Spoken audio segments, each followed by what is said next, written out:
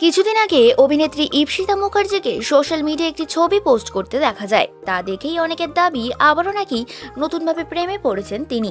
খবরটি শুনে কি বললেন অভিনেত্রী জানাবো এই ভিডিওর মাধ্যমে। টলিপাড়ার জনপ্রিয় একজন অভিনেত্রী ইপসিতা মুখার্জি স্টার জলসার জল থই থই ভালোবাসা ধারাবাহিকে অভিনয় করছেন তিনি কোকোর ভূমিকায়। বহুদিন আগে থেকে ইপসিতা মুখার্জি ও অর্ণব ব্যানার্জির সম্পর্কের কথা জানা গিয়েছিল। টলিপাড়ার পরিচিত জুটি অর্ণব ইপসিতা, দীর্ঘদিনের প্রেম।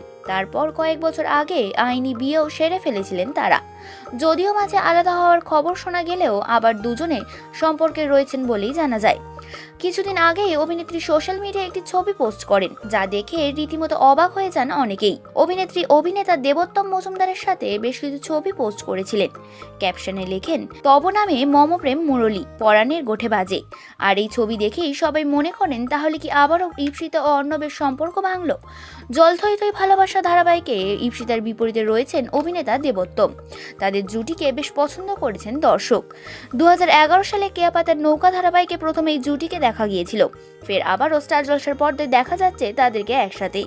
তবে তাদের মধ্যে কোনো প্রেমের সম্পর্ক নেই। সিরিয়ালের প্রচারের জন্যই অভিনেতার সঙ্গে বেশ কিছু ছবি পোস্ট করেছেন অভিনেত্রী, এমনটাই জানান তিনি। অভিনেত্রী লিখেছেন, আমাদের আরও ভালোবাসা দিন, অবশ্যই দেখুন আমাদের সিরিয়াল জল থই থই ভালোবাসা। তাই তাদের সম্পর্কে জড়ানোর ব্যাপারটা গুঞ্জন ছাড়াই আর কিছুই নয়।